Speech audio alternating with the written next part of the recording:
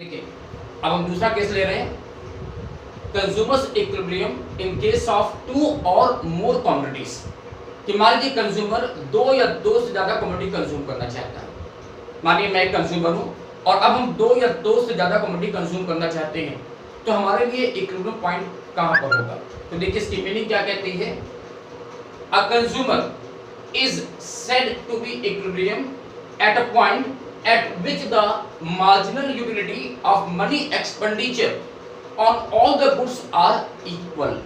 Means क्या हुआ कि जब हम दो या दो से ज्यादा कमोडिटी कंज्यूम करना चाहते हैं तो उस केस में हमारा इक्विलिब्रियम पॉइंट वहां पर होगा जहां पर सारे गुड्स से मिलने वाली मनी टर्म जो मार्जिनलिटी होती है वो इक्वल हो जाए। सारे गुड्स की मनी टर्म में मार्जिनलिटी इक्वल हो जाए। ये कैसे? तो इसका देखिए एक फॉर्मूला मैंने आपको दिया कि कंज्यूमर्स इक्विलिब्रियम को कैसे मिलेगा। मान लीजिए हम दो प्रोडक्ट यूज करने जा रहे हैं, गुड एक्स और गुड वाई। हमने एग्जांपल के लिए दो प्रोडक्ट लिया, आप तीन या चार ले सकते हो, लेकिन अपनी फैसिलिटी के लिए दो गुड्स का एग्जांपल लिया कि हम गुड एक्स भी कंज्यूम करना चाहते हैं, गुड वाई भी कंज्यूम करना चाहते हैं। तो इन दोनों प्रोडक्ट को हम कितनी यूनिट तक कंज्यूम करें जिससे हमको मैक्सिमम सेटिस्फैक्शन मिल जाए। तो इसकी कंडीशन कहती है जहां पर हमारी ये कंडीशन सेटिस्फाइड होगी वहीं पर हमको कंज्यूमर्स इक्विलिब्रियम मिलेगा। कंडीशन क्या है कि MUX divided by PX equal to होना चाहिए MUY डिवाइडेड बाय PY।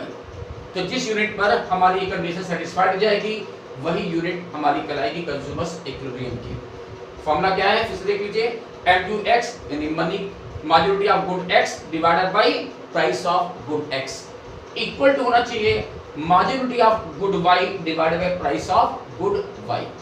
तो दोनों प्रोडक्ट की मार्जिनलिटी जहां पर इक्वल हो जाएगी हम वहीं पर कंज्यूमर इक्विलिब्रियम को मानेंगे। उसी लेवल तक हमें दोनों प्रोडक्ट को कंज्यूम करना चाहिए जिससे कि आपको मैक्सिमम सेटिस्फैक्शन मिल पाएगा। देखिए बच्चों, इस लॉ को हम लोग कुछ और नामों से भी जानते हैं, इसके कुछ निक नेम भी होते हैं। जैसे हम इस लॉ को बोलते हैं law of equi marginal utility, या इसको हम कह सकते हैं लॉ ऑफ मैक्सिमम सेटिस्फैक्शन, या फिर हम इसको एक नाम से और बोलते हैं, इसको बोल सकते हैं गोसेंस सेकंड लॉ। गोसेंस कौन थे? एक बहुत ही फेमस इकोनॉमिस्ट थे जिन्होंने इस लॉ को बनाया था, तो उन्हीं के नाम पर गोसेंस सेकंड लॉ। तो इस लॉ को थोड़ा टेक्निकल है, इस लॉ को हम लोग एक अच्छे से शेड्यूल से, एक अच्छे एग्जाम्पल से समझेंगे तो और बेटर समझ में आएगा। तो देखिए इसका एग्जाम्पल, देखिए बच्चों, टू और मोर कमोडिटीज के लिए हमने एक अच्छा सा एग्जांपल लिया जिससे आप मेरे इस लॉ को, इस कॉन्सेप्ट को बहुत अच्छी तरह से समझ पाएंगे। मान लीजिए कि हम एक कंज्यूमर हैं और हम दो टाइप के गुड्स को कंज्यूम करना चाहते हैं, गुड एक्स और गुड वाई। मैंने गुड्स का नाम दिया गुड एक्स और गुड वाई। मैं एक कंज्यूमर हूँ, मेरे पास जो पैसे हैं कितने हैं? जस्ट 60 रुपीज़ है। मेरे पैसे कितने हैं? 60 रुपीज़ है। मनी इनकम कितनी है? 60 रुपीज़ की है। और हम दो टाइप के गुड्स को यूज करना चाहते हैं, गुड एक्स और गुड वाई। जिनके प्राइस मैंने आपको दिए हैं, गुड एक्स का प्राइस है 10 रुपी पर यूनिट, गुड एक्स का प्राइस है 10 रुपी पर यूनिट, जबकि गुड वाई का प्राइस है 5 रुपी पर यूनिट। ठीक है, तो गुड एक्स और गुड वाई को हम कंज्यूम करना चाहते हैं। तो हम ये जानना चाहते हैं कि गुड एक्स और गुड वाई की हम कितनी कितनी यूनिट कंज्यूम करें जिससे कि आपको मैक्सिमम सेटिस्फैक्शन मिल पाए। तो इसके लिए कंडीशन क्या कहती है कि आपको मैक्सिमम सेटिस्फैक्शन कहां मिलेगा? जबकि MUX divided by PX equal to MUY divided by PY हो जाए। दैट मीन दोनों प्रोडक्ट से मिलने वाली मार्जिनलिटी मनी टर्म में इक्वल हो जाए। अब ये कैसे हो सकता है? तो देखिए इस एग्जांपल को हमने एज्यूम किया कि हम प्रोडक्ट की 6 यूनिट कंज्यूम कर रहे हैं, X की और Y की। हम लोगों ने पढ़ रखा है लॉ ऑफ डिमिनिशिंग मार्जिनलिटी, जो कहता है कि किसी प्रोडक्ट को हम जैसे जैसे कंज्यूम करते जाते हैं वैसे वैसे उस प्रोडक्ट से मिलने वाली जो मार्जिनलिटी होती है वो घटती जाती है। तो देखिए गुड एक्स का प्राइस कितना है? 10 रुपीज, तो इसकी मार्जिनलिटी भी ज्यादा है। फर्स्ट यूनिट से हमको मार्जिनलिटी कितनी मिली एक्स वाले प्रोडक्ट से? 100 की। जब हमने एक्स की फर्स्ट यूनिट यूज किया तो मार्जिनलिटी कितनी मिली? 100 की। इसके बाद सेकंड यूनिट से हमको मार्जिनलिटी कितनी मिलेगी? 90 की। इस तरह 80, फिर 70, फिर 60, फिर 50। तो जैसे हम प्रोडक्ट एक्स कंज्यूम करते जाएंगे वैसे वैसे उससे मिलने वाला जो सेटिस्फैक्शन है वो घटता जाएगा। इसी तरह प्रोडक्ट वाई के मामले में भी, जब प्रोडक्ट वाई को भी कंज्यूम करेंगे तो प्रोडक्ट वाई की भी पहली यूनिट से मुझे जो सेटिस्फैक्शन मिल रहा है वो कितना मिल रहा है? 35। फिर उसके बाद 30, फिर 25, फिर 20, 15, 10। ठीक है। तो जैसे प्रोडक्ट को कंज्यूम करते जा रहे हैं, इन दोनों प्रोडक्ट के मामले में मेरी जो मार्जिनलिटी है, मेरा जो सेटिस्फैक्शन लेवल है वो कम होता जा रहा है। तो अब मुझे ये देखना है कि पहले मनी टर्म में, in the term of money term में दोनों प्रोडक्ट की मार्जिनलिटी कितनी होती है। कैसे निकालेंगे कि पहले एक्स वाले प्रोडक्ट की बात करें तो MQX डिवाइडेड बाई BX, यानी प्रोडक्ट की मार्जिनलिटी डिवाइडेड बाई उसका प्राइस।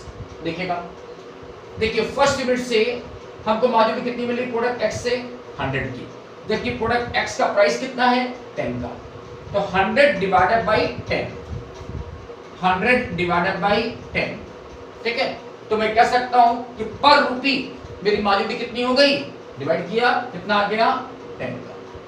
कैसे आया फिर से देख लीजिए, फर्स्ट यूनिट से हमको मार्जिनलिटी कितनी मिली थी प्रोडक्ट X से 100 की, जबकि X का प्राइस कितना है 10 रुपीस का, ठीक है। तो 100 डिवाइडेड बाय 10 किया तो पर रुपी मार्जिनलिटी प्रोडक्ट X को कितनी मिल रही है 10 की, ठीक है। तो इसको यहां पर डायरेक्ट लिख देता हूं 10।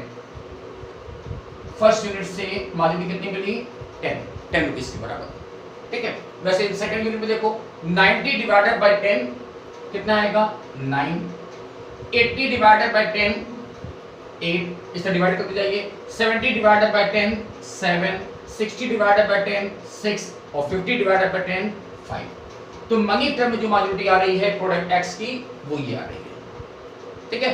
अब इसी तरह प्रोडक्ट Y की देख लीजिए कि Y के मामले में पर रुपये मुझे मार्जिनलिटी कितनी मिल रही है। तो देखिए प्रोडक्ट Y से हमको जो मार्जिनलिटी मिल रही है वो ये है। अब मनी टर्म में मार्जिनलिटी कितनी मिलेगी, तो फिर से हम कहेंगे कि MQY डिवाइडेड बाई PY कर लीजिए। तो मार्जिनलिटी कितनी है 35 की, जबकि Y वाले गुड्स का प्राइस कितना है 5 रुपीस का। तो 35 डिवाइडेड बाई 5 आप करोगे कितना आएगा, सॉरी 35 डिवाइडेड बाई 5 करेंगे कितना आएगा 7। तो फर्स्ट यूनिट से जो मुझे मार्जिनलिटी मिल पाएगी वो कितनी मिल पाएगी 7 रुपीस की। Y वाले प्रोडक्ट की फर्स्ट यूनिट से मार्जिनलिटी कितनी मिल रही है 7 की। इसी तरह नेक्स्ट देखो 30 डिवाइडेड बाई 5 ये कितना आ गया 6, 25 डिवाइडेड बाई 5 इस तरह करते जाइएगा, 20 divided by 5 4, 15 divided by 5 3 and 10 divided by 5 2। तो मनी टर्म में जो मार्जिनलिटी मिल पा रही है वो ये है, ठीक है। तो अब मुझे देखना क्या है कि मेरी कंडीशन क्या है कि हमको इक्विलिब्रियम वहां मिलेगा जहां पर ये दोनों चीजें इक्वल हो जाएं। तो अब देखिए मनी टर्म में दोनों प्रोडक्ट की मार्जिनलिटी कहां पर इक्वल है। देखिए मेरे साथ आप देखो, पहले प्रोडक्ट X के मामले में फर्स्ट यूनिट से मार्जिनलिटी कितनी मिली थी 10 रुपीस की। अब जरा Y में देखो, Y में कहीं पर मार्जिनलिटी 10 मिल रही है क्या हमको, कहीं नहीं, उसकी स्टार्टिंग 7 से हो रही है, वहां 10 तो है ही नहीं है। ओके, इसको फिर ड्रॉप करिए। नेक्स्ट देखिए, देखना हमको ये कि कहां पर दोनों की मार्जिनलिटी सेम हो रही है। अब देखो यहाँ पर 9 है और यहाँ पर 9 नहीं है, तो इसको भी छोड़ दीजिए। यहाँ पर 8 है, यहाँ पर 8 नहीं है, इसे भी छोड़िए। अब यहाँ पर देखिए मार्जिनलिटी 7 है, तो मार्जिनलिटी यहाँ पर भी 7 है। तो ये एक कॉम्बिनेशन हमको मिल रहा है, ठीक है। एक ये कॉम्बिनेशन हमको मिला, कहाँ मिल रहा है कि मार्जिनलिटी X के मामले में 7 यहाँ पर है और Y के लिए 7 यहाँ पर है। तो इसका फर्स्ट जो ऑप्शन हमारा बन रहा है वो ये कि देखिएगा ध्यान से, प्रोडक्ट X के लिए मार्जिनलिटी 7 कहाँ पर है, जबकि हम प्रोडक्ट X की 4 यूनिट कंज्यूम करते हैं।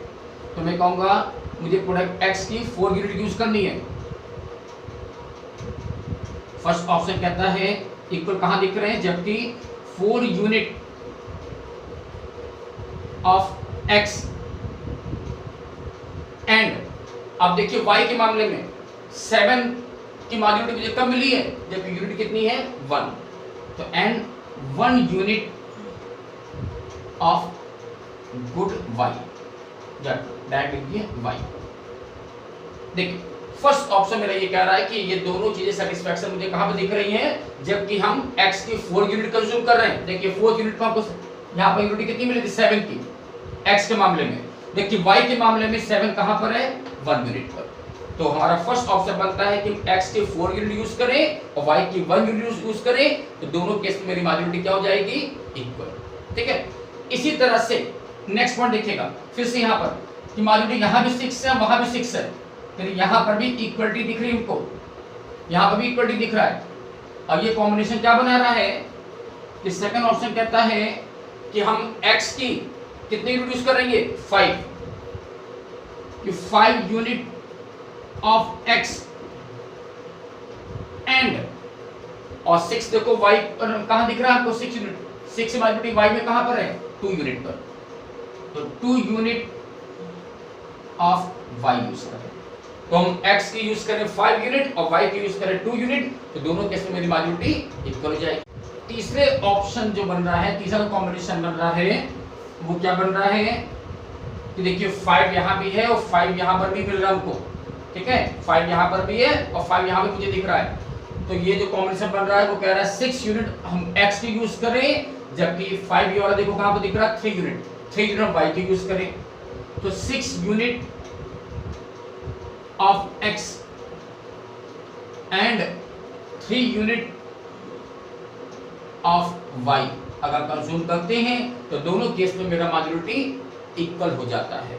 तो देखिए 3 ऑप्शन मेरे सामने बनकर आ रहे हैं। फर्स्ट कॉम्बिनेशन क्या कह रहा है, 4 unit of x and 1 unit of y। Second option क्या कह रहा है, 5 unit of x and 2 unit of y। और थर्ड ऑप्शन क्या कह रहा है, 6 unit of x and 3 unit of y।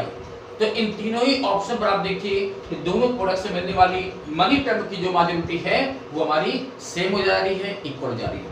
और बच्चे सोचिए कि क्या हम इन तीनों ऑप्शन को, इन तीनों केस को इक्विलिब्रियम मान लेंगे क्या? नहीं, इक्विलिब्रियम केवल एक ही पॉइंट होता है, इक्विलिब्रियम केवल एक ही पॉइंट होता है। तो इन तीनों में से एक्चुअली मेरा कंज्यूमर इक्विलिब्रियम पॉइंट कौन सा होगा, तो इस बात को जरा सोचिएगा कि हमने एक ऑप्शन आपको दे रखा है, एक पॉइंट आपको दे रखा है मनी इनकम का, कि कंज्यूमर की जो इनकम है वो 60 रुपीज की है। कंज्यूमर पास जो पैसे रखे हैं खर्च करने के लिए वो 60 रुपीज के हैं। तो इस बात को मुझे देखना पड़ेगा कि मेरे पास जो पैसे रखे हैं वो 60 रुपीज के हैं। तो उसको देखते हुए अब मुझे ये देखना पड़ेगा कि मेरा इन तीनों में से कौन सा पॉइंट इक्विलिब्रियम पॉइंट होना चाहिए। तो देखिए फर्स्ट ऑप्शन कह रहा था कि 4 यूनिट हम x की यूज करें और 1 यूनिट y की यूज करें, तो मेरी मॉड्यूलिटी सेम दिख रही है हमको।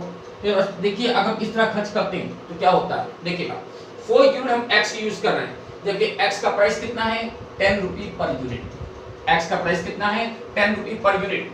तो हम x की अगर 4 यूनिट कंज्यूम कर रहे हैं तो x पर कितना खर्चा हो रहा है 4 × 10 यानी 40 रुपीज का, ठीक है, 4 × 10 40 रुपीज का।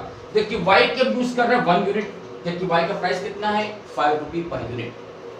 तो y की हम केवल 1 यूनिट यूज कर रहे हैं 5 रुपी के रेट से। तो हमारा टोटल एक्सपेंडिचर जो हो रहा है 4 × 10 40 रुपीज और प्लस 1 × 5 5 रुपीज। तो 40 + 5 45 रुपीज, हमारा खर्चा कितना होगा 45 रुपीज का।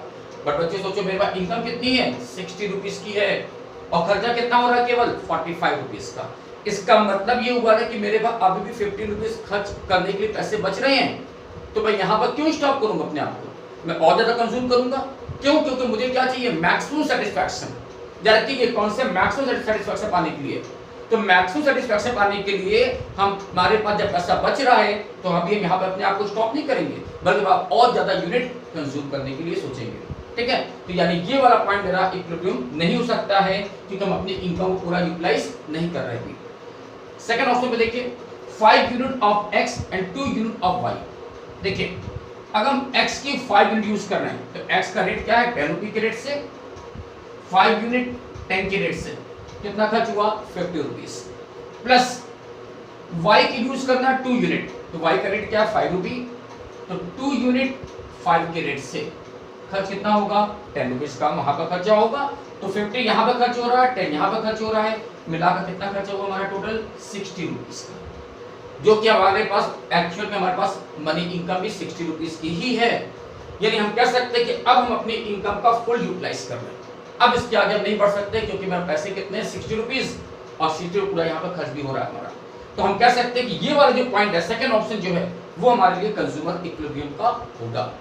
बट अभी एक ऑप्शन और बचा हुआ है, उसको ट्राई करके देखते हैं वहां पर क्या हो रहा है। कि देखो थर्ड वाला ऑप्शन कह रहा है कि 6 unit of x and 3 unit of y consume करिए।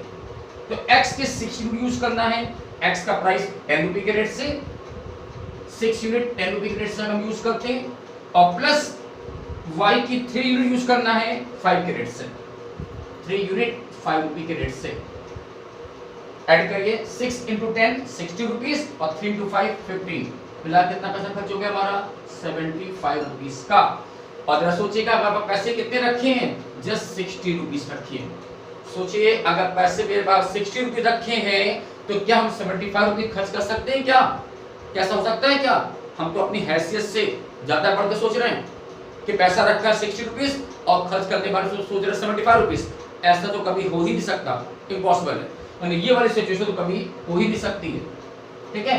तो एक्चुअली मेरा कंज्यूमर्स इक्विलिब्रियम कहां पर आएगा, तो बैंक वो सेकंड लेवल पर आएगा। ये सेकंड वाला जो ऑप्शन है, सेकंड ऑप्शन पर जहां हम अपनी इनकम को फुल यूटिलाइज कर रहे हैं और इस पॉइंट पर दोनों प्रोडक्ट से मिलने वाली मार्जिनलिटी भी इक्वल है, तो ये वाला पॉइंट मेरा कंज्यूमर इक्विलिब्रियम का होगा। क्या होगा कि 5 यूनिट हम x यूज करें और 2 यूनिट y की यूज करें तो हमारी इनकम भी फुल यूटिलाइज हो रही है और दोनों प्रोडक्ट से मिलने वाली मार्जिनलिटी भी इक्वल दिख रही है। तो सेकंड ऑप्शन मेरे लिए कंज्यूमर इक्विलिब्रियम का होगा, ठीक है। तो बच्चों ये था हमारा आज का कॉन्सेप्ट कंज्यूमर इक्विलिब्रियम का। नो डाउट ये थोड़ा टेक्निकल मैटर है, इसको एक दो बार आप जब रिमाइंड करके देखेंगे तो धीरे धीरे आपको बातें समझ में आएंगी। बट फिर भी अगर कुछ प्रॉब्लम्स हो तो आप मुझसे क्लास में इसके लिए कंसल्ट कर सकते हैं। बट आज के लिए हम यहाँ पर आपको स्टॉप करना चाहेंगे। Good day, thank you, best of luck.